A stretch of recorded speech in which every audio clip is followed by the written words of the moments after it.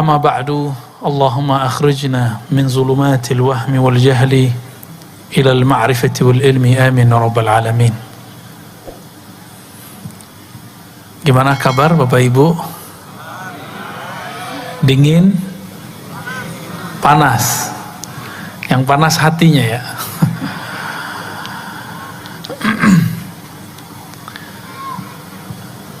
Alhamdulillah, ini purnama di atas. Semoga hati kita juga terang seperti terangnya purnama. Amin. Walaupun terangnya purnama bukan karena dia terang sendiri, tapi ada pelita yang meneranginya. Tapi jika ada yang menghalanginya, apakah rembulan masih terang sedia kala? Tentu tidak. Itulah yang disebut hijab. Maka insya Allah malam ini tema kita pulang kepada Allah. Kita akan mengambil tema hijab-hijab yang menghalangi kita pulang. Insya Allah. Mari sama-sama kita istighfar ya. Coba duduk yang tenang, yang santai, rileks, ikutin ya. Apapun posisinya, cari yang nyaman saja. Gak mesti bersimpu, bisa terserah yang nyaman ya. Mari kita baca syahadat. Asyhadu an la ilaha illallah. Ya, sama-sama. Asyhadu an la ilaha illallah. Ya Allah, terima syahadat kami, terima persaksian kami. Wa asyhadu anna Muhammadar Rasulullah. Ikuti. Asyhadu anna Muhammadar Rasulullah. Wahai ayahanda ruhani kami, Abul Arwah, Sayyidina Rasulullah, terimalah kami menjadi umatmu, terimalah kami menjadi pengikutmu, terimalah kami dalam daftar syafaatmu. Kita baca Haikal Ma'arif ya. Ahadzatullah. Ayo sama-sama. Ahadzatullah, Ahmad Ruhullah,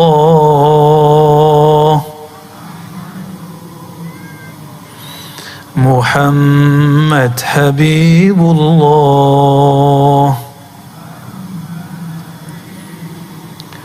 Al-Mahdi Khalifatullah,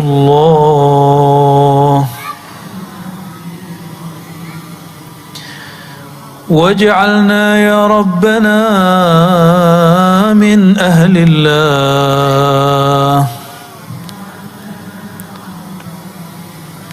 Jadikan kami ya Allah min ahlillah, bagian dari ahlullah. Al-Fatihah.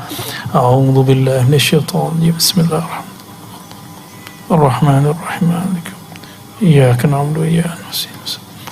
Shiratal ladzina an'amta 'alaihim ghairil maghdubi 'alaihim waladdallin.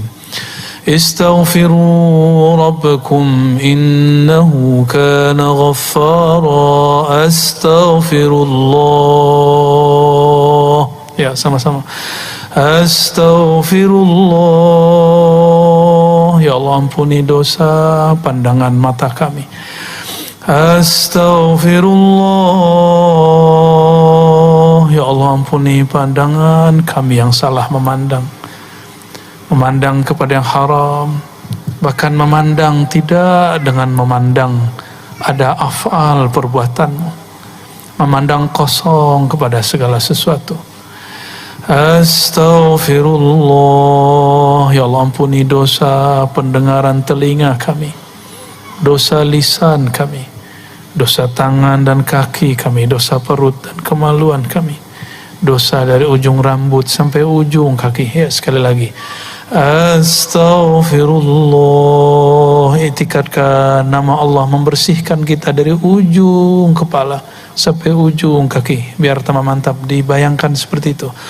Astaghfirullah, astaghfirullah. Masuk ke dalam kalbu. buang, akui kepada Allah. Di dalam kolbu ada dosa sombong, dosa lalai mengingatnya, dosa iri dengki kepada makhluknya. Coba istighfarkan kolbunya.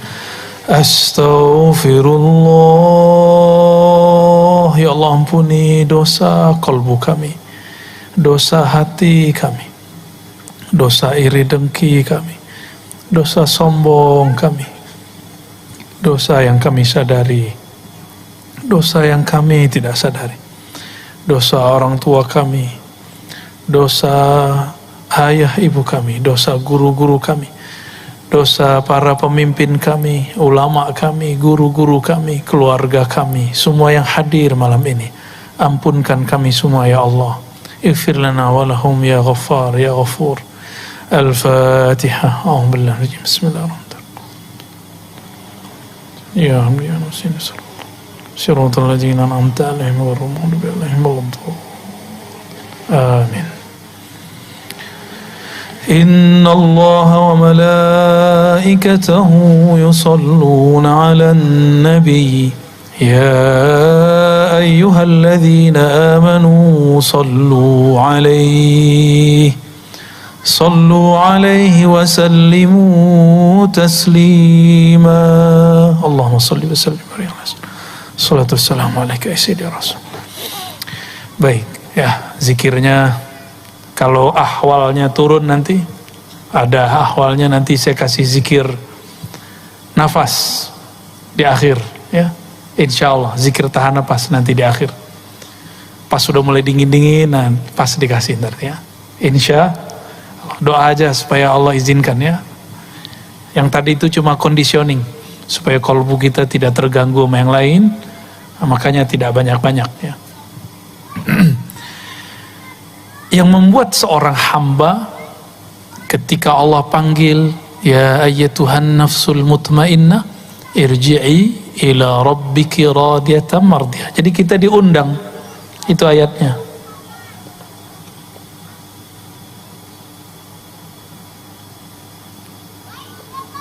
Ini belum aktif ya. Oke, sip. Ada ayatnya begini, Irji'i. Ini anggap saja bahasa Arabnya benar ya. Irji'i ila rabbiki. Irji'i itu artinya pulanglah. Jadi kita dipanggil oleh Allah, wahai jiwa yang sudah tenang, pulanglah. Judulnya kita apa nih? Jalan menuju pulang. Jadi udah pas judulnya nih paman ini. Dapat inspirasi dari mana ini? Dari ayat ini. Ini satu-satunya ayat yang menyuruh kita pulang. Kemana pulangnya? Ila rabbik. Ya.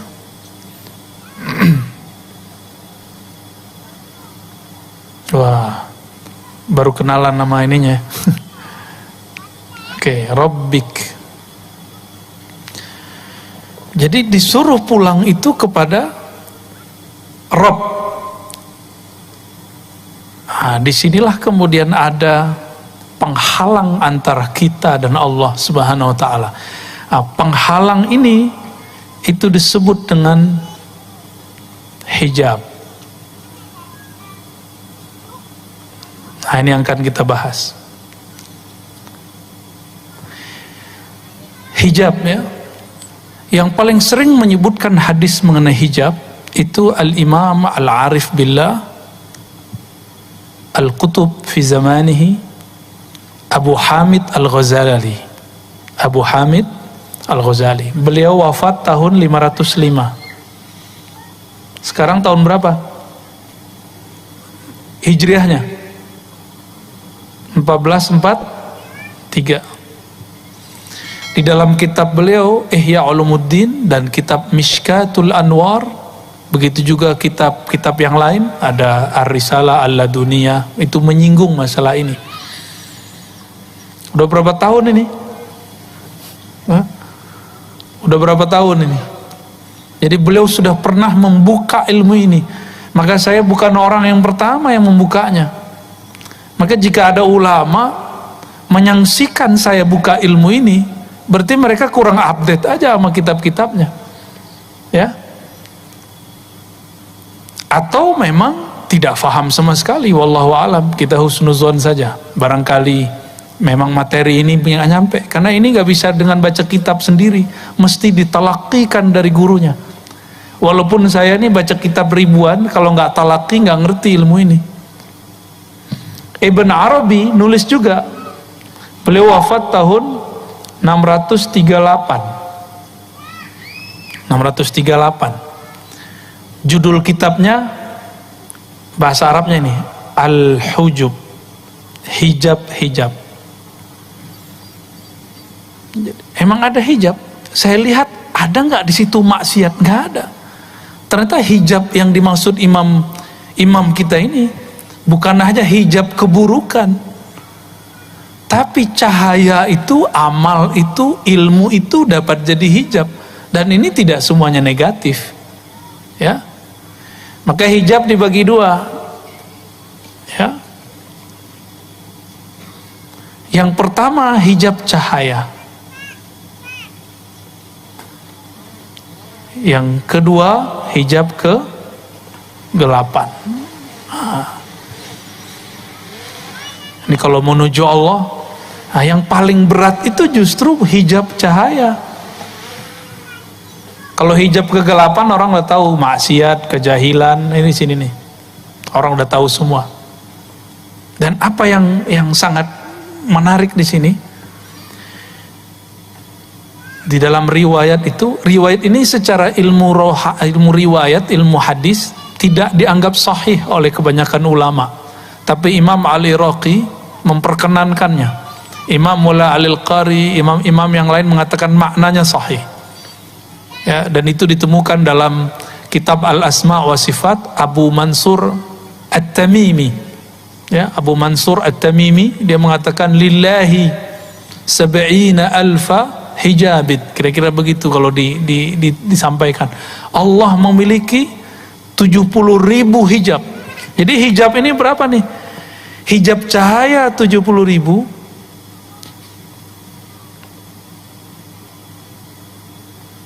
Ini 70.000 nih. Hijab kegelapan 70.000. Banyak apa dikit tuh? 70.000, Pak. Ini gimana cara ceritainnya, ya?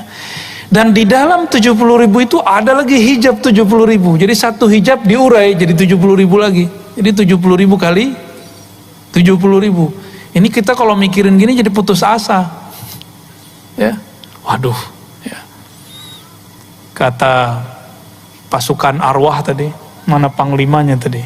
Pak Bandi, ya. Saya bilang, Pak Bandi, nama antum itu tahu nggak nama apa? Bandi itu bahasa Persia artinya cahaya. Ya, artinya apa? Cahaya, itu hijab itu. Ya. Beliau meriwayatkan bahwa dulu Abah Guru sekumpul bilang kalau Al-Kutub atau Al-Ghaus dia melewati 1.000.000 makomat. Saya tambahin, dalam 1.000.000 ada 1.000.000. Dalam satu makom itu ada lagi makom banyak.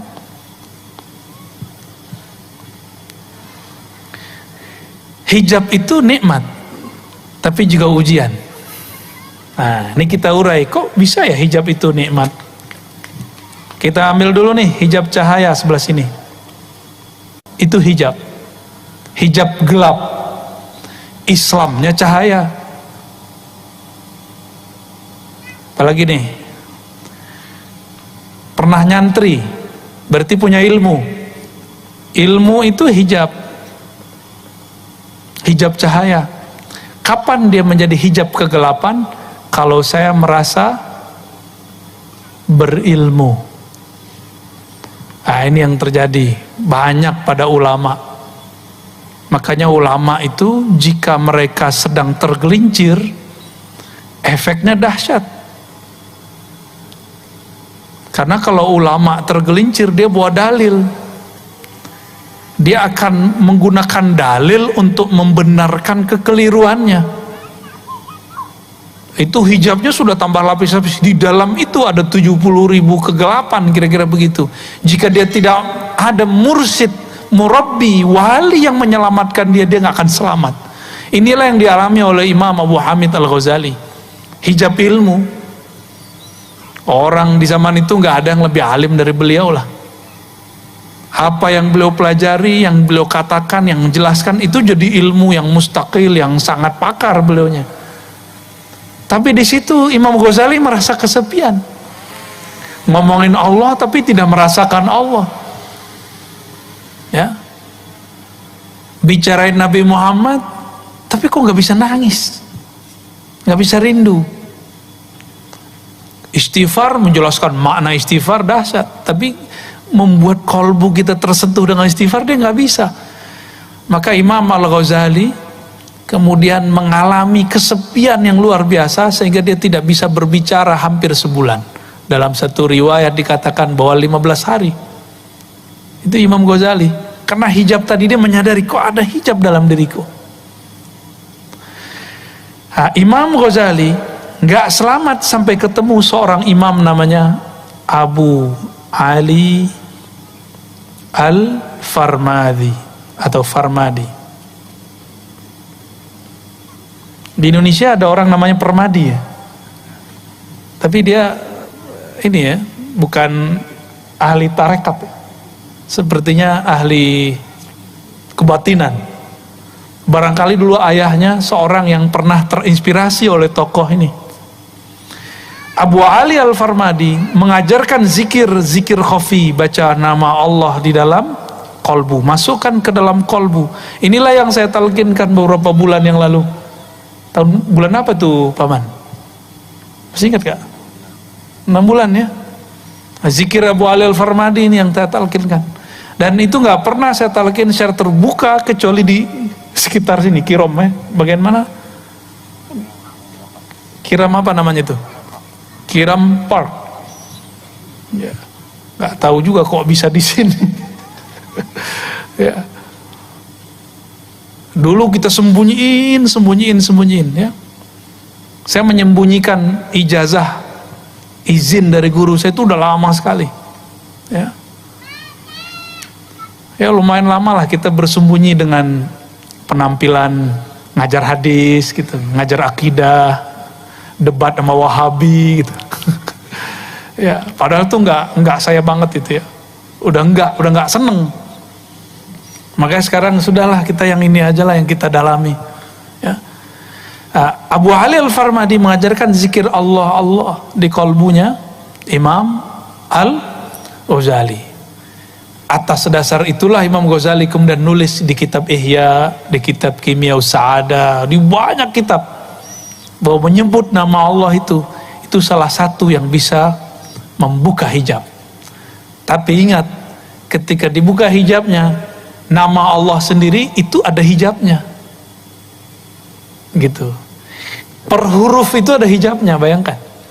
Nah, ini ilmunya Abah Guru dulu nih. Satu huruf itu diurai oleh beliau. Satu huruf itu ada hijabnya, Pak. Alif itu ada hijabnya. Makanya aneh jika ada seorang ilmuwan atau kiai mengatakan huruf itu tidak ada makna sampai dia terangkai. Berarti dia nggak mengerti hakikatul huruf. Alif lam mim itu ada maknanya, maka jadi satu ayat. Alif lam ra ya. Apa lagi? Alif lam apa lagi? Alif lam mim sad, ada ha mim kaf ha ya ain sad. Itu ada maknanya semua. Sayyidina Ali kalau doanya pakai kaf ha ya ain sad. Apa yang diminta jadi. Sayyidina Ali, dan riwayatnya sahih. Diriwayatkan oleh Ad-Darimi As-Saghir ya. Ad-Darimi yang akidahnya agak kurang oke, tapi dia meriwayatkan ini kaf ha ya ain sad. Itu kaf itu ada maknanya sudah. Ya. Ini kaf sudah ada maknanya. Udah ada maknanya, iya. Oh. Dan jika ada habaib yang menentang tentang ilmu huruf, berarti dia sedang menentang datuknya. Sahibul Ratib, Ratibul Haddad, siapa namanya? Al-Habib Al-Habib Abdullah Al-Haddad. Ini ilmunya, kutubnya para habaib. Dalam kitab Tasbitul Fuad, ya, apa kata Al-Habib Abdullah Al-Haddad? Huruf-huruf ini disebut dengan huruf nuraniyah. Huruf-huruf nuraniyah. Makanya ribat tuh kita kasih nama nuraniyah. Itu bacanya nuraniyah. Huruf-huruf cahaya. Dan dulu para sadah Ba'lawiyah, kan Datuk Kelampayan kan juga masih zuriat, masih Sayyid Al-Idrus, ya. Itu kalau mereka zikir kadang-kadang pakai satu huruf itu, alif, alif, alif, alif. Nah, bidah nggak tuh? Bidah nggak tuh zikir begitu?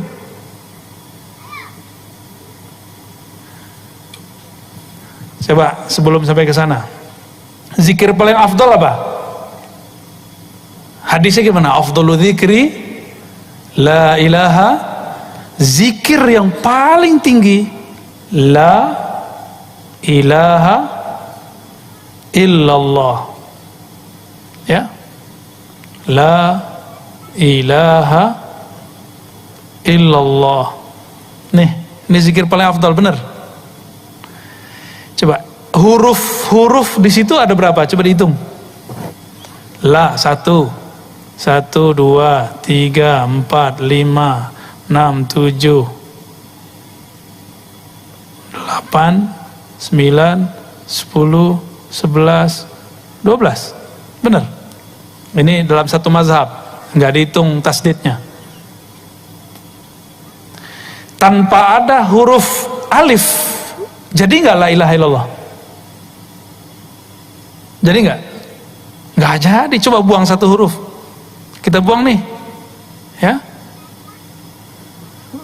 Satu huruf la aja. Ini kita buang. Jadi nggak? Nggak jadi dia. Kita hapus ini, ya. Bacanya apa? A-ilah illallah. Jadi pertanyaan jadinya. Apakah ada Tuhan selain Allah? Atau alifnya kita panjangin, lamnya kita panjangin, alifnya kita hapus. Jadi begini. La. Maka baca la ilaha illallah di saat kita masih sadar, mesti sesuai dengan makharijul hurufnya. La ilaha illallah. Beda kalau sudah jazbah, sudah ekstase, itu bunyinya apa aja boleh, ya. Tapi kalau belum, mesti dikembalikan kepada hurufnya. La ilaha illallah. Kan lama-lama tambah kenceng tuh, boleh. Setelah datang halnya. Kalau belum datang halnya nggak boleh. Jadi satu huruf itu penting. Inti dari la ilaha illallah di mana? Apa ayat kursi? Coba ayat kursi depannya apa? Allahu la ilaha illa. Nah, coba lihat. Ngantuk gak? Kalau ngantuk kita bubar deh. Coba lihat. Allahu la ilaha illahu. Kalau yang biasa kita zikirkan apa? La ilaha illallah. Kita biasa zikir begitu. Dalam bahasa Arab, lafaz yang ini, ya, lafaz illallah, ini disebut isbat. Apa arti isbat? Gak ada namanya isbat kan? Aman.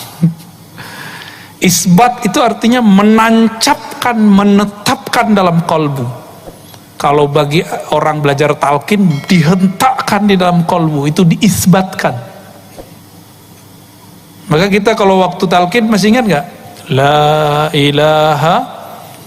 Ini rahasia. Jadi Allah itu memilihkan ilah. Coba baca il. Menghentak ke bawah gak? Illallah. Jadi ketika il itu kita sudah menghunjam ke dalam dada ini. Illallah. Itu namanya isbat. Ya. Isbat, ya.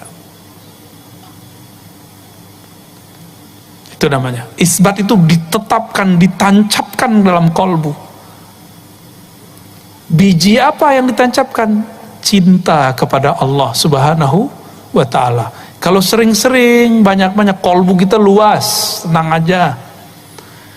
Kolbu itu ranahnya, tanahnya, ruangnya lebih luas daripada Kirom.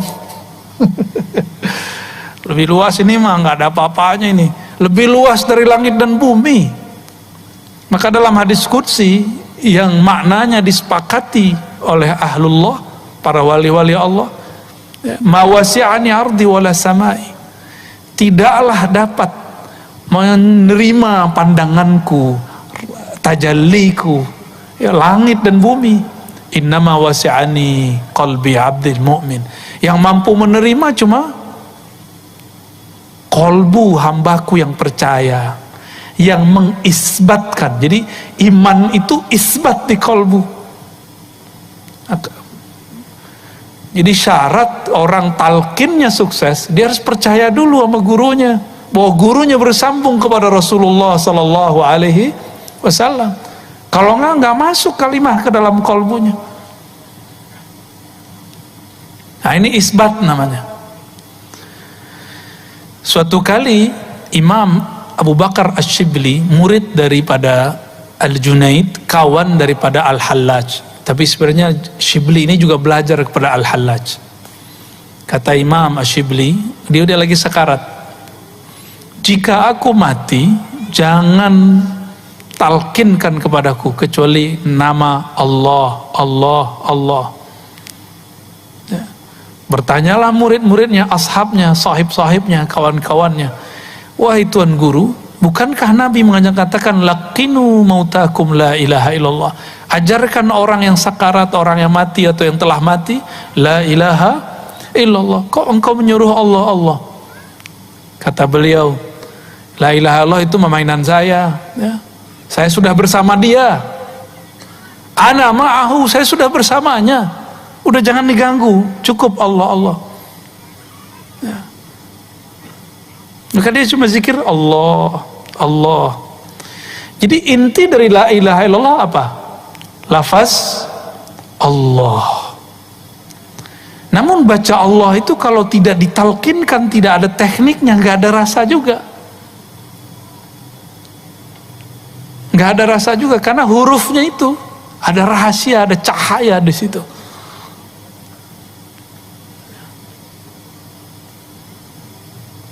Satu huruf itu ada rahasia di situ. Nanti kita buka. Coba lihat. Allah.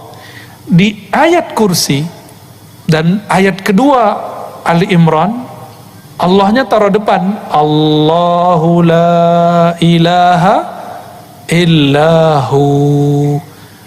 Sekarangnya nama Allah diganti dengan huwa. Ya. Ini kita benerin dikit deh. Hu. Hu itu, huwau dalam bahasa Arab itu cuma zaidah. Asalnya cuma begini. Atau begini aja. Silakan cari, kalau yang pakar bahasa Arab silakan dicek apa fungsi waw di situ. Jadi asalnya cuma hu. Hu itu kembali kepada lafaz Allah. Jadi dia balik lagi sini.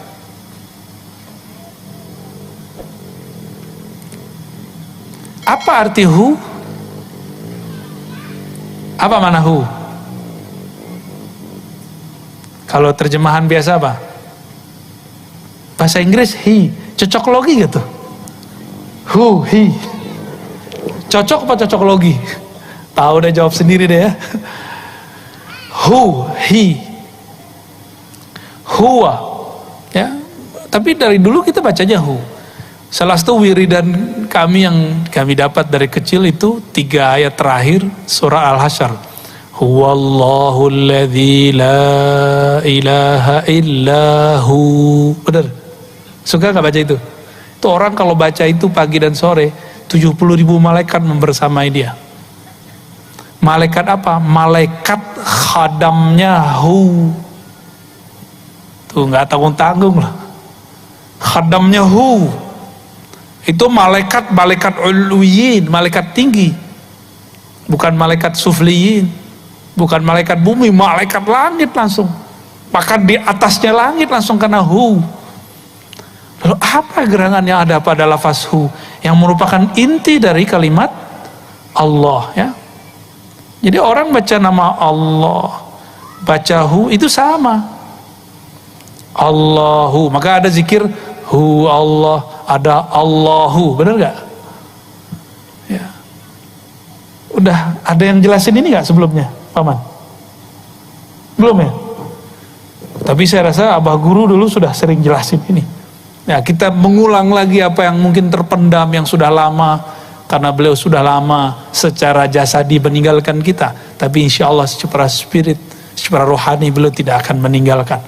Wali-wali itu jika dia wafat, dia lebih cepat memberikan madat kepada muridnya dengan izin Allah daripada dia lagi hidup. Lagi hidup dia punya anak, istri, punya kerjaan, punya bala, punya urusan, punya wirid yang harus dia kerjain. Tapi kalau dia sudah wafat, itu al-madat yang Allah berikan kepada mereka dijamin dengan lafaz ahyaun inda rabbihim. Mereka hidup di sisi Allah Subhanahu wa taala. Ya. Ini hubungannya. Jadi hu itu adalah inti daripada lafaz Allah. Jadi kalau diringkas la ilaha illallah, intinya ada pada lafaz Allah. Lafaz Allah intinya ada pada lafaz hu. Atas dasar itulah kenapa zikir la ilaha illallah zikir paling afdal. Karena ada satu huruf ini, hu itu. Coba ambil nafas. Buang. Itu bunyi nggak? Kalau pakai hidung. Buang. Kalau dibunyiin dikasih huruf itu bunyinya apa? Kalau dikasih huruf apa? Alif atau ba atau ta atau ha? Itu apa? Kira-kira yang pas apa? Ha. Maka hu itu salah satu zikir nafasnya manusia. Ya. Jadi jika kita buat apa yang disebut oleh para ulama al-ismul a'zam, nama Allah yang agung, semua nama Allah yang agung itu terkumpul dalam nama Allah. Nama Allah itu kalau orang lagi udah sakaratul maut gak bisa baca nama Allah, gak bisa dia. Maka kita dengar nafasnya, dia baca apa? Di dalam ilmu zikir ini dibunyikan. Itu dibunyikan. Maka percaya atau tidak, membaca hu itu sama dengan baca la ilaha illallah. Tapi bukan pahalanya, maknanya. Karena hu itu adalah inti atau ujung daripada lafaz la ilaha illallah. Kalau orang udah nyampe di ujung, sampai dia balik gitu. Itu jawaban Imam Asyibli. Jawaban Imam Asyibli. Namun kita berdoa kalau kita wafat semoga dengan kalimat yang sempurna. La ilaha illallah. Habis itu mau pakai Allahu bebas ya. Yang penting ada syariatnya dulu. Nah, maka kita bagilah la ilaha illallah ini zikir lisan. Ya. Ini lisan. Allah itu qalbu. Hu itu Zikir apa? Mau dikasih nama? Ini zikir nafas. Zikir nafas. Coba baca la ilaha illallah kalau masuk WC, makruh nggak? Makruh, bener. Kalau lagi sholat, kita baca apa masuknya? Allahu Akbar. Kenapa pakai Allahu Akbar? Padahal afdhalu dzikri la ilaha illallah. Maka ini untungnya kalau orang tahu nafasnya, maka dia bisa berzikir dengan nafasnya. Ya, jadi kita ini bisa berzikir tanpa menyebut, itulah zikir hu. Ya, oleh Al-Qutub Asy-Syahir Syekh Muhammad bin Abdul Karim Samman, beliau mengajarkan zikir hu itu dengan tahan napas. Diambil, lidahnya dikunci, lalu kolbunya baca hu Allah, gitu. Apakah itu bid'ah? Enggak. Bid'ah dari mana? Kul huwallahu ahad, ada lafaz huwallah enggak? Coba lihat. Kul huwallahu ahad. Katakan hai Muhammad, huwallah ahad. Ini bisa dibagi satu. Ini zikir sendiri, ini sendiri, ahad sendiri. Ya, ini sudah 3 zikir udah. Ini digabung udah jadi 4. Digabung lagi, huwallahu ahad udah jadi 5. Udah 5 macam zikir sudah. Jadi bagi ahli zikir, ahli rohani, lafaz begini itu emas semua. Dipretelin satu-satu juga bermakna. Saya punya seorang guru, zikirnya hu itu aja. Hu naik, hu turun, hu naik. Saya ketemu seseorang yang dia terkenal di dunia keartisan, ya, yang suka memberikan hiburan bagi kita, saya nggak usah sebut, itu zikirnya huwallah. Tadi udah 5 ya, itu dibalik, Allahu udah 6, hu ahad udah 7. Tuh, banyak zikir tuh bisa. Jadi oleh ahli ilmu zikir, nggak ada di Quran itu yang dibuang. Satu huruf itu bermakna. Satu huruf bermakna, dan satu huruf itu cahayanya, masya Allah. Ya, di antara huruf-huruf itu yang paling tinggi adalah huruf-huruf yang disebut dalam huruf muqatta'ah, alif lam mim, alif lam ra, itu paling tinggi itu. Oleh Al-Habib Abdullah Al-Haddad disebut dengan al-huruf an-nuraniyah, huruf-huruf cahaya. Huruf-huruf cahaya. Dan disebutkan oleh beliau, dulu para sahabat Nabi kalau mereka dagang, Abdurrahman bin Auf itu seorang kontraktor, juga seorang bisnis. Kalau bawa barang antar negara, dia tulislah semua huruf-huruf muqatta'ah, alif lam mim, alif lam ra, alif lam mim, semua ditulis. Lalu dia berdoa, ya Allah, berkah huruf-huruf cahaya ini, maka jagalah barang-barang kami. Dan itu gak ada barangnya yang terganggu, yang dirusak satupun, gak ada perompak satupun. Apakah Al-Habib Abdullah Al-Haddad ngaco, halu?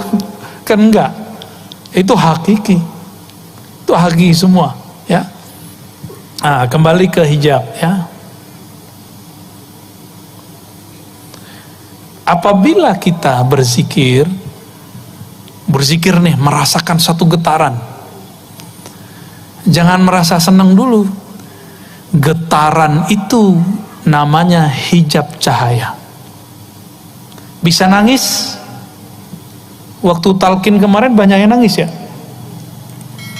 Jangan senang dulu. Nanti dalam tangis itu ada syaitan yang dulu bertahun-tahun bisa nangis. Dia sudah tahu pengalaman kita. di dalam kolbu. Makanya zikir tadi ada zikir lisan, ada zikir kolbu, ada zikir nafas. Semuanya harus diisi, kalau enggak setan masuk. Apa kata setan? Waduh, kamu nih suci sekali hatinya, zikir kok bisa nangis? Ya, kolbumu sangat bening. Pernah ngerasa gitu nggak? Terus pura-pura ngambil ini, gini, nah biar kedengaran sama orang, biar kedengaran sama orang samping. Wah, samping saya orangnya nangis nih, hatinya tersentuh nih. Hati-hati, itu cahaya, tapi dalam cahaya itu ada hijab. Apa yang terasa saat itu? Merasa diri suci, itu namanya ujub. Maka Imam Ibnu Mubarak, saya pernah membahas ini di luar, mengatakan ada satu riwayat, kata beliau, nangis itu ada 9 macam. Ada 9 macam tangisan.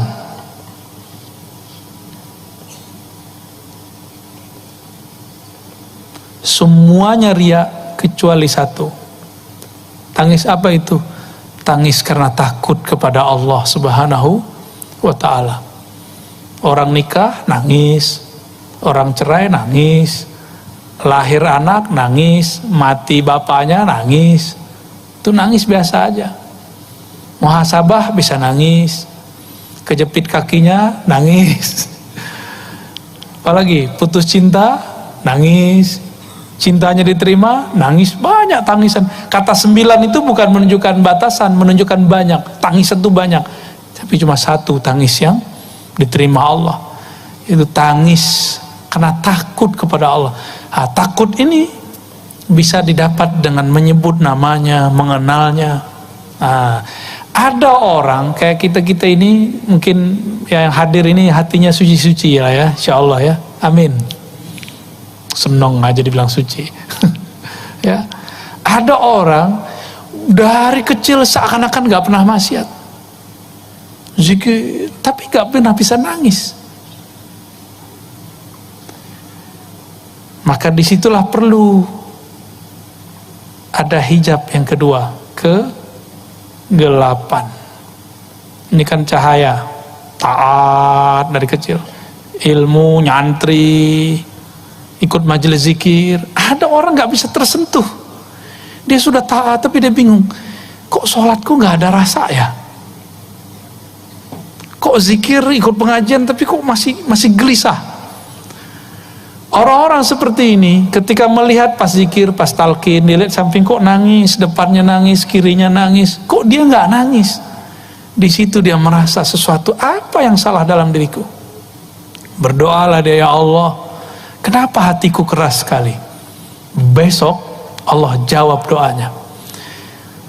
Allah takdirkan dia diuji dengan hijab kegelapan.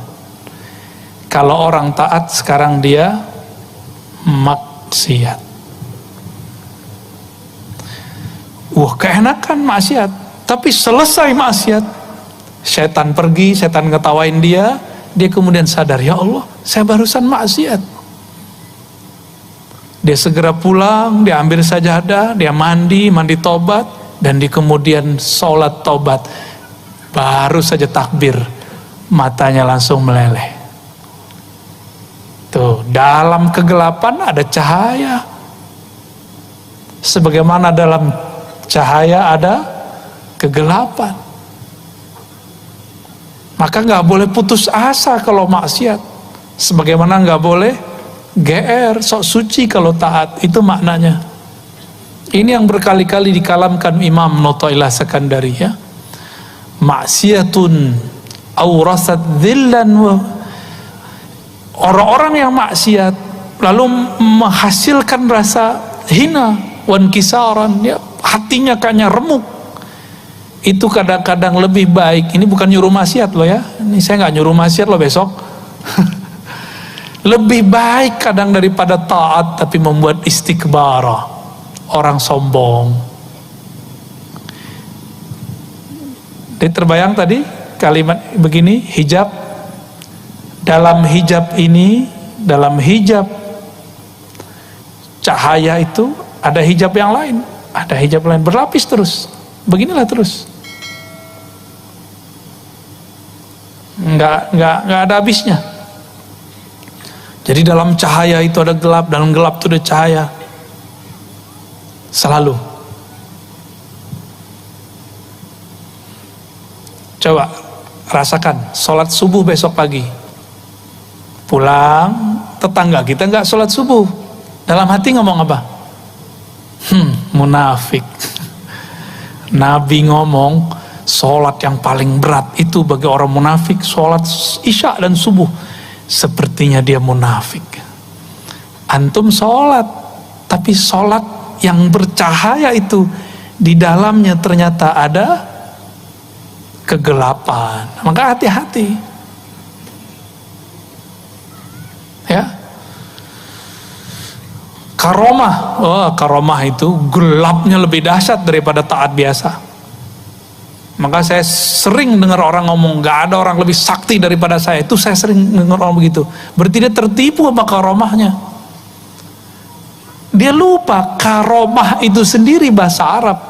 Itu artinya kemurahan Allah. Allah pemurah kepadanya, diberilah dia karomah. Kalau Allah gak pemurah, gak dikasih. Dia lupa dengan itu. Maka suatu kali ada seorang murid dahulu dapat ijazah dari gurunya, kamu sholawat nih, ntar ketemu Nabi. Sholawatlah dia bertahun-tahun gak ketemu Nabi. Sampai dia kemudian hampir syak. Tapi dia ingat-ingat wajah gurunya, gak jadi syak. Dia sholawat lagi, sholawat lagi, sholawat lagi. Ribuan udah gak pakai hitungan, dia ngitungnya cuma sampai 1000. Kalau udah 1000 dia gak ngitung. Ketika suatu hari Jumat, mau berangkat Jumatan, si murid ini mau sholat duha, tertidur. Mau wiridan, mau salawat seribuan, tertidur. Di dalam tidurnya dia bertemu Rasulullah Sallallahu Alaihi Wasallam. Bangun tidur, ini cerita pendeknya. Dia bingung, loh, saya sholawat selama ini, kok Nabi gak ketemu-ketemu? Giliran tertidur kok Nabi ketemu? Gimana tuh Pak? Dibukalah kitab Al-Hikam, ketemu di kalam Hikam. Ya, kenapa Allah memberikan warid? Itu namanya warid. Warid itu anugerah dari Allah. Bukan bersamaan wirid. Supaya seorang murid tidak merasa dia mendapatkan warid karena wiridnya. Ya, jadi ini jawaban bagi yang sudah beramal selama ini, yang ngamalin sholawat ini, sholawat itu, pengen kaya baca waqiah ya. Kok nggak kaya-kaya? Kaya sih ya, kayak orang kaya, tapi bukan kaya. Kenapa? Karena kita diberikan warid anugerah bukan karena wirid itu, tapi karena Allah memang ingin memberi. Kapan Allah ingin memberi? Di saat hamba sudah siap untuk menerima. Ya, di saat hamba sudah siap untuk menerima. Jadi kalau dapat wiridan, zikiran dari guru, dari mursyid, amalkan aja. Maka dulu kita punya password. Masih ingat nggak waktu talqin kita bacain ilahi anta maqsudi. Hafal ya? Coba baca sama-sama. Ilahi anta maqsudi wa ridhaka matlubi. Ya Allah, hanya Engkau tujuan kami. Hanya ridhomu yang kami cari. Allah ridhonya apa? Ridhonya sekarang nggak dapat rasa, udah ridho aja. Kan Tuhan kita bukan rasa. Allah sekarang ridhonya kita ini kemudian kalau zikir hambar, ridho aja. Bukan berarti guru kita nggak sakti. Kok nggak ada rasa ya? Bukan salah guru, bukan salah siapa. Emang Allah lagi nggak mau ngasih. Ya. Kita datang nih, misalnya nih ada yang datang bawa proposal ke Paman Birin. Udah 30 hari nggak dikasih-kasih. Itu berani gak bentang Paman Mirin? Paman, gue udah kasih proposal kok gak dikasih-kasih juga? Kok gak dibales? Berani gak gitu? Sama makhluk gak berani loh. Masa sama Allah berani? Dan berapa banyak orang ngomong sekarang, saya sudah doa sekian kali, kok Allah gak kasih? Itu hijab. Jadi doa itu sendiri bisa jadi hijab. Di saat doa jadi hijab, apa kata Nabi SAW? Ya, man syaghalahu, hadis qudsi, man syaghalahu dzikri am mas'alati, siapa yang sibuk dengan mengingatku, berzikir kepadaku, an mas'alati, sehingga dia tidak sempat bermohon, meminta kepadaku, a'taituhu ma u'tiya bihis sa'ilin, ma u'ti bihis sa'ilin, aku akan berikan kepadanya apa yang diminta oleh orang-orang yang meminta. Yang meminta belum tentu dikasih, karena dia bentak-bentak Allah. Ya, ada lagi yang ngomong, saya sudah sholat, saya sudah zikir, tapi kok gak dapat kerjaan juga. Lo apa urusannya? Ya, dia sholat zikir di atas sajadah. Kalau mau cari kerja, dia jalan di muka bumi Allah. Itu dua hal yang berbeda. Jangan disama-samain, apalagi yang lagi cari jodoh. Ya, lagi nyari jodoh, duduk di atas sajadah gak cukup, harus kemudian ngomong, bersilaturahim. Ya, para jombloan dan jomblowati, ya, selamat jomblo ya.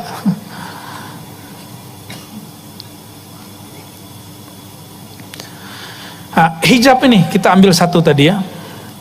Kita ambil nih hijab. Ini hijab zikir. Ini teman-teman, hijab yang sangat tebal sekali itu hijab zikir. Tebal sekali. Maka zikir itu banyak. Zikir itu sangat banyak.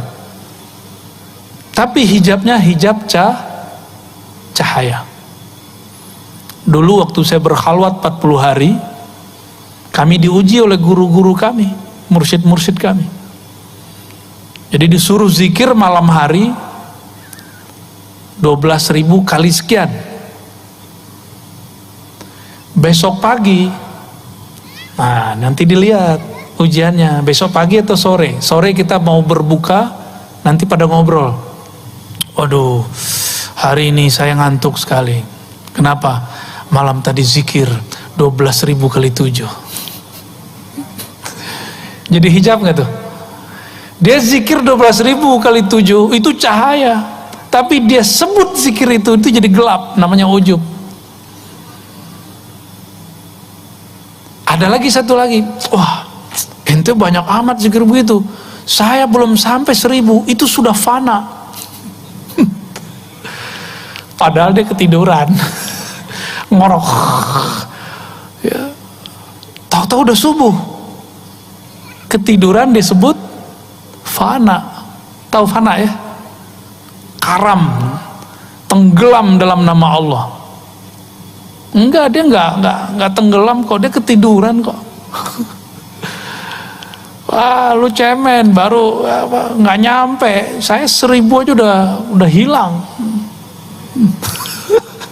Udah fana. Masa 7 kali 12.000 nggak fana-fana. Ada satu yang diam ini merasa, gue diam aja deh, kata guru nggak boleh pamer, ini yang paling benar. Dia merasa benar. Maka hari itu nggak ada yang lolos. Satu pun nggak ada yang lolos. Malam besok zikir lagi terus lah begitu. Adalah 10 hari. Saya nggak tahu saya lolos apa enggak tuh. Kenapa bisa begitu? Ternyata iblis yang dulu namanya Azazil itu ahli zikir, dan saya udah sering membahas itu. Azazil berzikir berapa lama? 18.000 tahun. Ada yang pernah zikir selama itu? Kayaknya 18 menit sudah langsung fana. Ya, 18 menit zikir langsung hilang.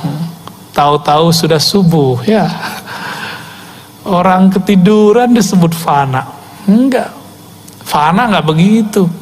Ya. Fana itu ada yang diingat sebelum fana. Getarannya dahsyat sekali. Ketika kalimah itu sangat berat, baru namanya fana, kayak pingsan. Karena kalimah itu berat.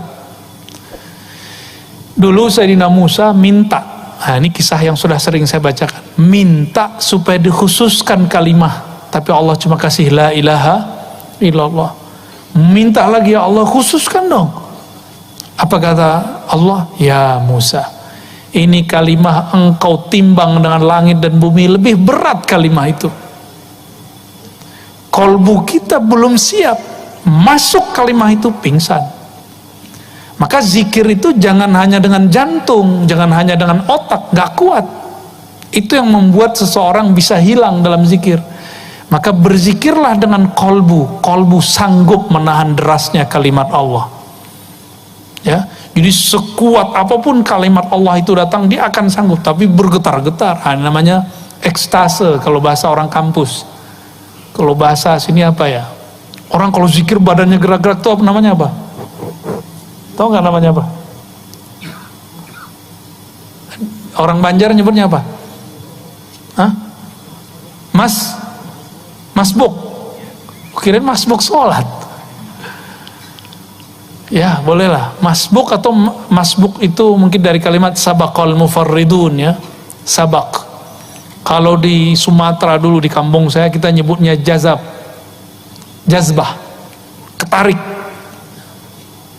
Ketarik oleh kalimat itu.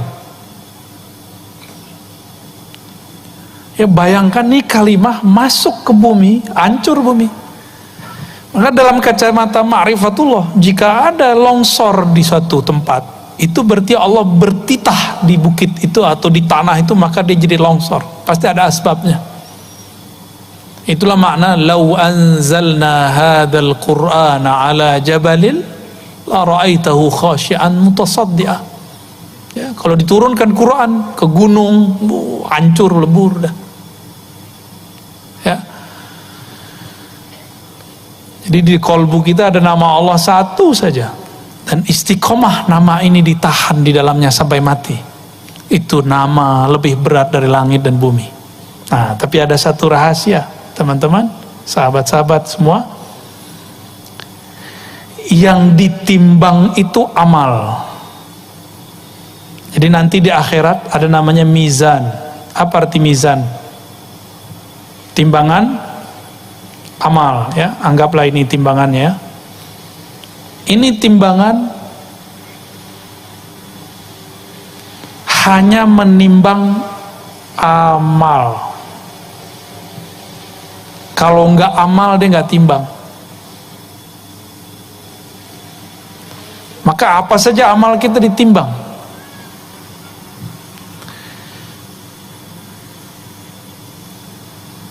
Yang nggak sanggup ditimbang oleh mizan ada. Kalimah Allah masih bisa ditimbang. Masih bisa ditimbang. Ini yang disebutkan dalam hadis Imam Baihaqi. Ada orang bermaksiat sepanjang hidupnya, sebelum meninggal dia tobat di tangan seorang wali. Meninggal. Sebelum mati dia tobat di tangan seorang wali. Wali ini mengajarkan nama Allah. Maka dia meninggal, di kolbunya cuma ada satu modal, yaitu lafaz Allah. Di riwayat Imam Tirmizi, la ilaha illallah. Jadi ini digabung sama aja. Ditimbanglah semua amal buruknya, ditaruhlah di sini. Ternyata amal buruknya sepanjang hidupnya. Dicari amal baiknya nggak ada. Nyapa orang nggak ada, orang nyapa dia bilang apa lo lihat. Ada orang bantu dia bilang yang so-soan gue juga bisa, malah nyuruh lebih dari itu, malah nyiksa orang dia. Nggak pernah baik ke pasangannya, nggak pernah baik ke anaknya, nggak pernah baik ke tetangganya, semua orang dia sakiti. Tapi di hatinya gelisah, dia mengatakan ini nggak benar cara hidup begini. Maka dia datang kepada seorang wali, ya.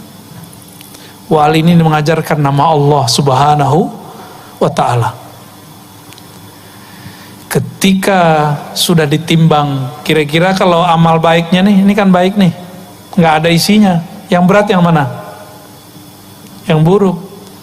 Ketika amal buruknya berat, malaikat azab sudah siap mengikat dia dengan ikatan dari api neraka. Ya, udah siap nih. Tahu-tahu Allah berfirman, wahai para malaikatku, tunggu, buka dulu kolbunya, buka dulu dadanya, siapa tahu ada sesuatu di dalam dirinya. Dibukalah dadanya, ternyata jantungnya menyebut nama Allah. Itu yang dia pegang sampai sebelum mati. Kata Allah, ambil itu jantung, pindahin ke timbangan. Lebih berat mana? Lebih berat nama Allah. Maka yang sudah ditalkin beberapa bulan yang lalu, tolong diamalkan itu, walaupun 40 kali ba'da sholat. Ya, habis sholat diam sebentar, istighfar, baca Fatihah, tawasul yang kita mau, Nabi, Aba Guru Sekumpul, Syekh Saman atau siapapun ya, yang jadi guru kita. Lalu kemudian kita zikir sebentar, Allah, Allah, 40 kali aja. Kalau lagi sibuk 7 kali, tapi pelan-pelan. Kita nggak cari angka di akhir zaman ini.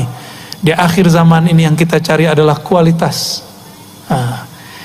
Ada yang nggak bisa ditimbang. Itu nama Allah masih bisa ditimbang. Apa yang nggak bisa ditimbang? Ilmu mengenai Allah.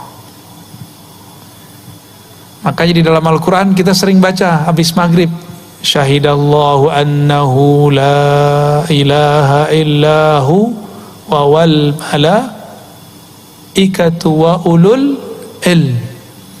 Allah bersaksi dengan ilmunya dan para malaikat serta orang-orang yang memiliki ilmu. Ilmu ini nggak dapat ditimbang oleh mizan. Jadi yang ditimbang cuma amal, ilmu tidak bisa ditimbang. Oleh karena itu, surat Muhammad ayat 19, fa'lam annahu la ilaha illallah. Maka ilmuilah olehmu sebelum mengatakan la ilaha illallah. La ilaha illallah masih bisa ditimbang, tapi ilmunya nggak bisa ditimbang. Ya. Ini yang jadi PR kita ke depan. Maka ilmu kita, jalan pulang kepada Allah adalah mengenal siapa Allah itu. Itulah jalan pulang. Ya, itulah jalan pulang. Dan saya merumuskan dengan izin Allah dan isyarat dari guru-guru yang kita sebut haikal ma'arif. Haikal ma'arif itu artinya haikal ma'rifat. Kata orang Banjar apa? Ilmu ketuhanan. Tapi ini nggak tinggi-tinggi amat ya. Ini yang tinggi cuma gayanya aja ya. Itu yang kita baca tadi. Haikal ma'rifat. Apa bacaannya? Ahad, Zatullah, Ahmad, Ruhullah. Ini dia. Ya. Muhammad ini biasa yang dikenal itu Nurullah. Ini yang biasa dikenal. Tapi kemudian ini boleh diganti dengan Habibullah. Muhammad Nurullah inilah yang menjadi ilmu yang disebut ma'rifat Nur Muhammad. Ma'rifat Nur Muhammad, ilmunya orang Banjar itu. Dari zaman Datu Kelampayan sampai sekarang itu yang diolah terus sampai sekarang. Barangkali itu rahasianya kenapa banyak orang namanya Nur di sini ya. Mungkin tafaulan namanya, ingin dapat keberkahan daripada Nur Nabi Muhammad sallallahu alaihi wasallam. Ini 3 di belakangnya masih ada satu lagi. Al-Mahdi Khalifatullah. Tapi 3 ini cukup. Nah, ini disebut dengan haikal ma'arif. Boleh saya sebut dengan GPS jalan pulang. Ya. GPS. Begitu tulisannya. Peta, map jalan pulang ini. Ahadatullah, Ahmad Ruhullah. Karena Al-Mahdinya belum muncul, nggak wajib dibaca. Tapi kalau nanti sudah muncul, karena sekarang sudah banyak yang ngaku jadi Al-Mahdi, bener gak? Ya. Dan Al-Mahdi itu rumusnya satu, zuriat Rasul Sallallahu Alaihi Wasallam. Ini bisa jadi dari Banjar nih ntar, ngaku-ngaku. Ya, bisa jadi dari Pontianak, bisa jadi dari Jawa, bisa jadi dari Hadramaut, bisa dari mana-mana nanti orang. Pakistan sudah ada yang ngaku, di Mesir sudah ada yang ngaku, di Maroko sudah ada yang ngaku, di Indonesia sudah ada yang ngaku, di mana-mana sudah ada yang ngaku. Nah kalau nggak mengerti haikal ma'rifat, kita nggak tahu yang mana sebenarnya petanya. Ya. Maka mencari Al-Mahdi bukan mencari fisiknya, hidungnya mancung, jidatnya lebar, seperti hadis Abu Daud. Itu nanti setelah islah baru ketahuan. Ada namanya islah. Al-Mahdinya dibenerin, berarti Al-Mahdinya sekarang lagi nggak bener. Kita nggak tahu di mana kan, Allah tutupin di mana, Allah rahasiakan di mana. Bisa jadi orang yang kita kenal selama ini, bisa jadi bukan. Yang penting zuriat Rasulullah Sallallahu Alaihi Wasallam. Habis ini kayaknya banyak nih zuriat Nabi yang bakal ngaku nih. Wah hidungnya mancung nih ya, jidat lebar, waduh. Tapi yang saya tahu para habaib itu takut, ngaku Habib aja takut. Saya nggak pantas jadi Habib, malah gitu ngomongnya. Ini Habib yang asli, ngaku nggak pantas jadi Habib, gimana ngaku jadi pantas jadi Al-Mahdi? Ya. Nah ini uraian ini teman-teman, sahabat-sahabat semua yang hadir ya malam ini jam 8 nih, udah jam 12, masih kuat? Serius? Beneran? Kalau ya kita buka pintu pertama hijabnya. Nah, habis ini ada pintu pertamanya. Ini baru haikal ma'arifnya. Pintu pertama hijabnya, ini aja ya, oleh-oleh sebelum selesainya ya. Oleh-oleh itu sudah kita praktekkan waktu kita talqin.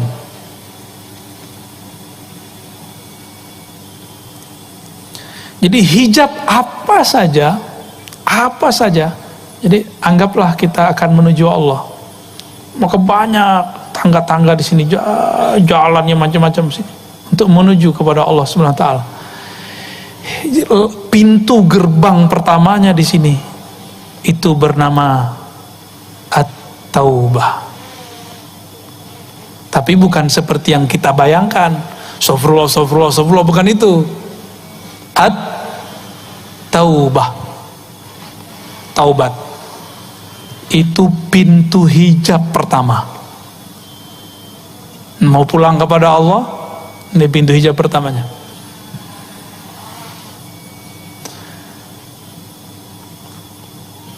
Taubat. Apa arti taubat? Selama ini kan orang bilang kalau sudah taubat nggak boleh maksiat. Maksiat itu nggak boleh sebelum dan sesudah taubat. Itu salah itu kalau tadi itu. Kata kawan kita gimana? Kalau sudah taubat nggak boleh maksiat, berarti sebelum taubat boleh dong. Itu tipuan setan. Itu yang ngomong setan yang dipinjam lisan ustadz. Ustadznya nggak nyadar dia lagi dipinjam, karena syaitan itu mengalir di seluruh tubuh kita, di pembuluh darah, di lidah ini ada syaitan. Maka sebelum kita kajian kita wajib berlindung kepada Allah, bertawasul kepada Rasulullah. Ini menurut saya loh ya. Maka kita diam dulu sebelum taklim supaya nggak, darah kita ini nggak diganggu oleh syaitan. Ya. Apa kata syaitan tadi? Lewat dai yang kesurupan setan. Nih maaf nih kalau ada yang kesurupan setan ya. Itu kesurupan begini lebih bahaya daripada kesurupan ngamuk-ngamuk. Karena kesurupan begini kita bacain ayat, dikeluarin dalil sama dia. Kalau yang kesurupan tinggal diginin dikit selesai. Ya bentar, paling lama 1 menit 2 menit beres. Tapi kalau begini bertahun-tahun dia bisa nggak beres. Apa kata dia? Kalau sudah tobat nggak boleh maksiat. Keliru begitu. Maksiat itu nggak boleh sebelum tobat, saat tobat, dan setelah tobat nggak boleh. Paham ya? Terus kalau kita terjebak, itulah cerita. Kalau saya melakukan maksiat dengan tidak ada i'tikad bahwa itu halal, maka masih muslim. Itu yang kita tobatkan. Nah, maka at-taubah itu maknanya adalah an-nadam. Nadamun. Apa arti nadamun?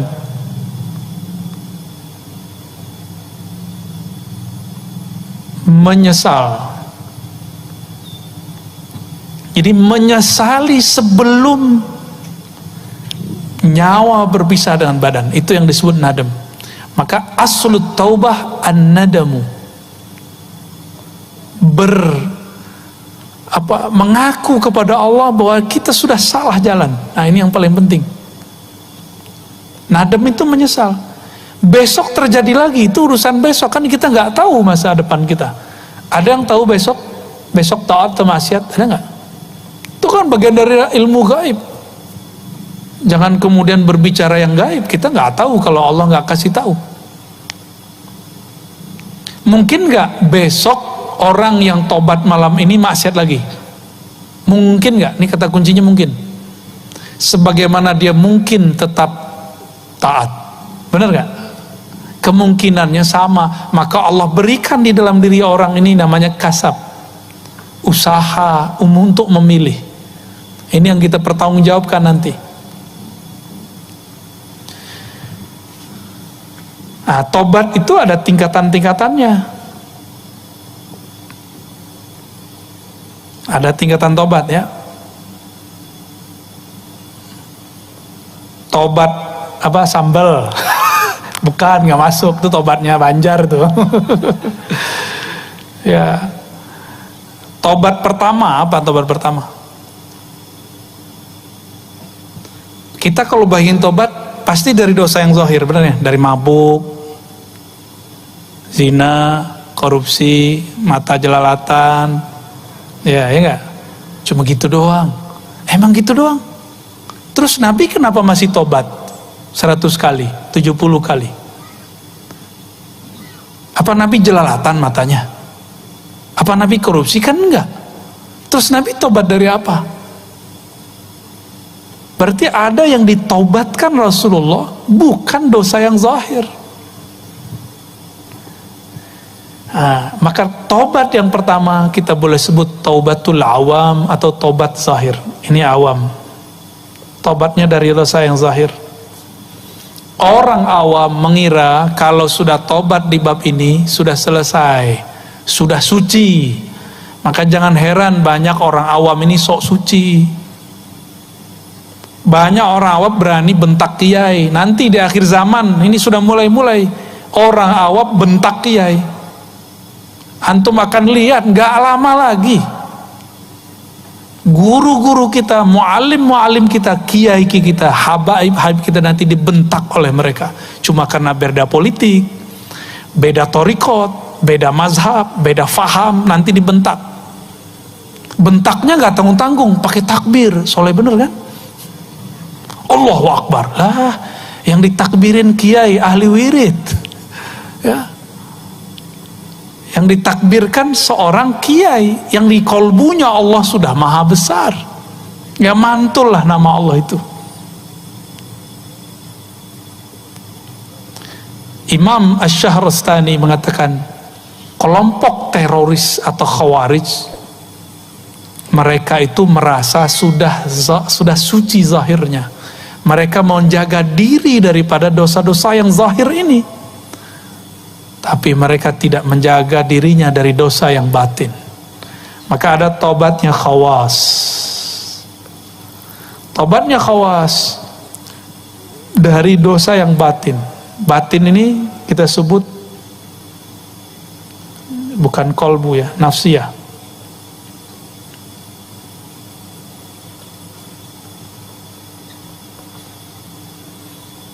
Nafsiyah ini saya sudah sering jelaskan, masih ingat gak? Karakter diri. Ada diri yang cenderung kepada kebinatangan ternak, maka sifat nafsiyah yang muncul serakah.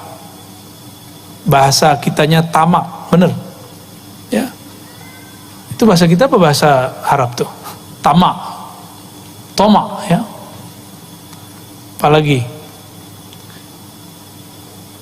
syahwat, itu nafsiyah, bagian-bagian kebinatangan ternak. Siang tadi kita puasa, apa yang kemudian sedang dididik di situ? Itu emosi. Ya. Jadi dosa daripada emosi. Nah, ini yang kemudian lagi coba dibenerin. Hari ini masih emosi nggak? Ada komentar orang di Facebook, di WA, emosi nggak? Wah, masih belum lolos tuh. Ya, jangan balas. Kata Nabi, jika ada orang mencacimu, syatamahu, au qatalahu, falyakul inni shaim. Ada orang nyerang kamu, ngata-ngatain kamu, tolong katakan saya sedang shaim. Apa arti shaim? Sedang menahan ini semua. Ini emosi. Nah, ini namanya sifat buas. Emosi, prasangka. Coba siang tadi, walaupun puasa, pernah berprasangka nggak sama orang di depan kita lagi naik motor, naik mobil? Pernah ada? Tuh, udah rusak puasanya udah. Nggak diangkat, serius nggak diangkat sama sekali. Kan puasa mau naik nih, tanpa hijab kepada Allah. Puasa itu nggak ada hijabnya. Nah, ketika ini terjadi, ini menjadi hijab. Inilah hijab serakah, syahwat, emosi, prasangka. Nah, ini hijab kegelapan. Ada hijab cahayanya di sini. Nah, hijab cahayanya gimana? Puasa nih, teman kita di kantor nggak puasa, kita bilang ahli neraka kau. Padahal kan kita bisa berbaik sangka, kamu sakit gula ya, kan bisa begitu, atau sakit gila, ya, kan bisa begitu kan, bisa begitu. Jadi bisa dibalik. Kenapa kita nggak membaliknya? Yang paling berat, kalau yang berbuka itu orang yang dianggap wali. Pernah nggak ketemu wali buka puasa siang hari? Saya ketemu Pak. Itu saya sempat ragu sama dia tuh. Ini beneran wali nggak? Ya. Tapi ternyata teringat ada satu kalam yang dinukil Imam Sya'rani, dinisbatkan ke Abu Hanifah. Tapi saya yakin ini bukan kalam Abu Hanifah.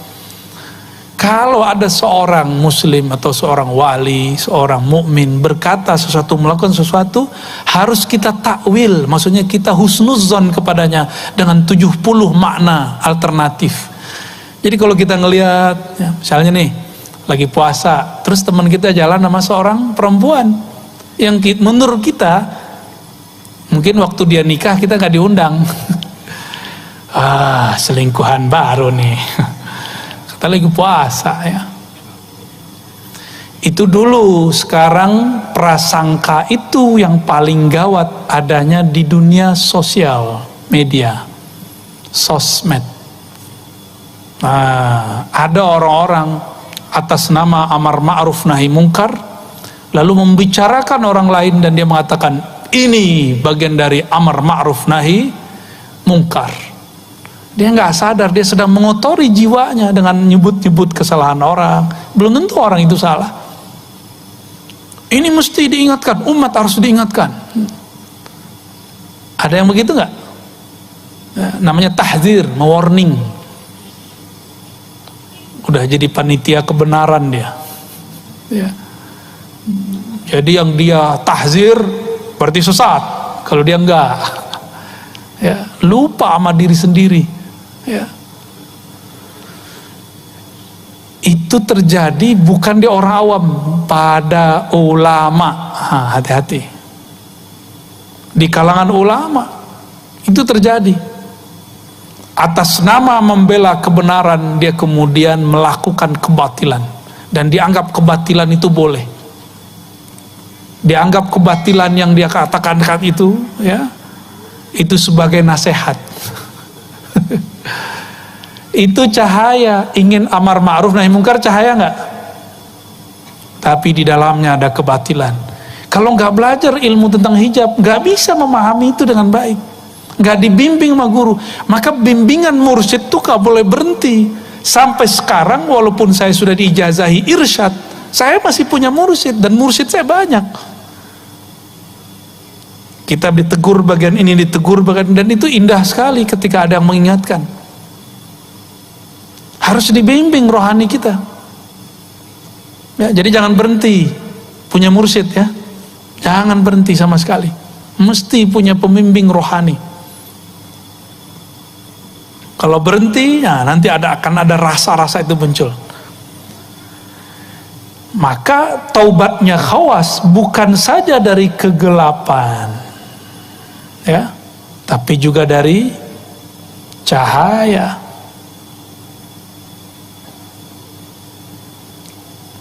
Lalu ada khawasul khawas. Inilah taubatnya Rasulullah. Inilah taubatnya para wali-wali Allah. Khawasul khawas. Taubat dari apa mereka? Di sini udah nggak ada nafsiyah, ya, sudah tidak ada nafsiyah, ya. Ini udah nggak ada nih.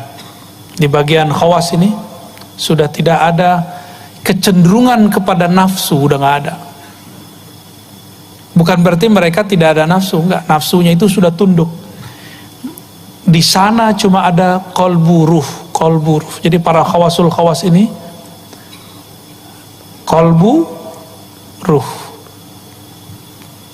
dua itu aja, dan sudah nggak ada di situ sisi-sisi kebinatangannya, sudah nggak ada.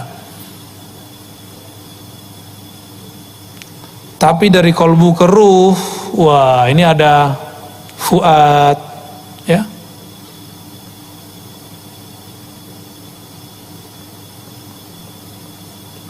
Ada di situ lub, ada di situ sir. Ini hijab ke sininya sudah 70.000, di sini 70.000 ya. Kalau dikali-kalin semua jadi jutaan jadinya, ya. Maka seorang wali-wali besar itu tidak mungkin mereka kalau nggak dibantu oleh Allah, tidak dapat syafaat Rasulullah, tidak bersanad kepada guru-guru wali Allah, nggak mungkin bisa menembus ini. Kita mikirin satu aja udah berat, Pak.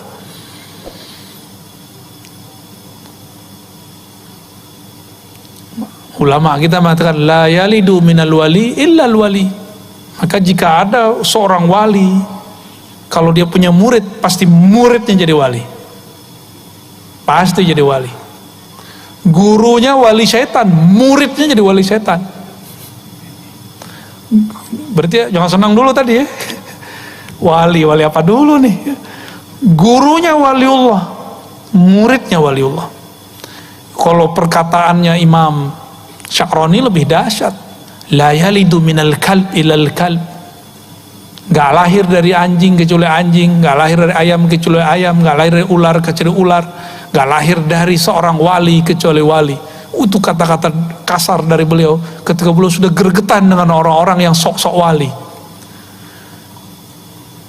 Kita ini gak pantas lah dengan makomat itu, kecuali Allah kasih dan Rasulullah beri syafaat.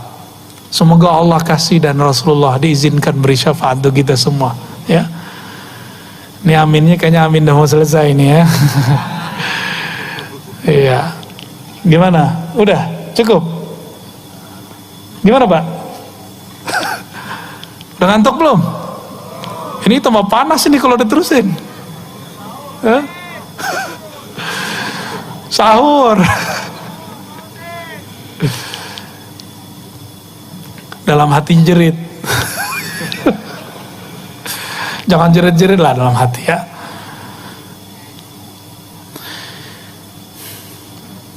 Lalu Nabi ketika istighfar 70 kali, itu istighfar apa? Level 2, istighfar dari kegelapan dan cahaya, benar? Lalu Nabi itu cahaya bukan? Nabi itu cahaya, beristighfar. Inilah yang disebut nurun ala nur. Cahaya di atas cahaya. Nabi itu cahaya. Lalu beliau mengatakan, innahu la yughanu ala qalbi. Sesungguhnya ada ghain di dalam qalbuku. Apa arti ghain? Ghain itu adalah lapisan hijab-hijab cahaya. Kalau Nabi nggak ada ghainnya, maka beliau bisa mabuk terus, mabuk dalam ma'rifatullah. Nggak bisa beliau ngurusin umat. Nggak bisa beliau kemudian menjadi imam sholat, karena kalau jadi imam sholatnya bisa panjang. Ya, kita duluan kabur kali ya. Jadi Nabi kalau nggak ada ghain ini di kolbunya, Masya Allah, itu sahabat-sahabat nggak ada yang sanggup bersama Rasulullah SAW. Maka Nabi mengistighfarkan itu. Astaghfirullah. Inilah yang dikatakan oleh Rabi'atul Adawiyah. Silakan ini diamalkan nanti ya. Mungkin sudah pernah dijelaskan dulu oleh Abah Guru sekumpul. Astaghfirullah fi istighfari. Coba baca. Astaghfirullah fi istighfari. Kalau digabung, astaghfirullah fi istighfari. Ya Allah, ampuni aku dalam permohonan ampunku. Ampunkan aku dalam istighfarku. Ampunkan aku di dalam permohonan ampunku yang tidak sungguh-sungguh. Ampunkan aku dari istighfar yang masih ada hijab di dalamnya. Ini kalam yang beliau sampaikan. Rabi'atul Adawiyah. Ya. Inilah kemudian yang Rasulullah SAW katakan. Rasulullah SAW mengatakan, Inni la astaghfirullah sab'ina marrah. Aku beristighfar setiap hari 70 kali. 70 itu bukan berarti 70, bisa jadi banyak, namanya litakthir, ya. Siapa yang tidak memulai jalan pulangnya kepada Allah dengan istighfar ini, maka dia tidak akan pernah berjalan dalam jalan-jalan thariqah. Maka mau sampai kapan dia akan wusul kepada haqiqah. Jadi mulailah menyadari diri, menyesali diri, mengakui kesalahan diri, datang sehina-hinanya kepada Allah, baru bisa zikir.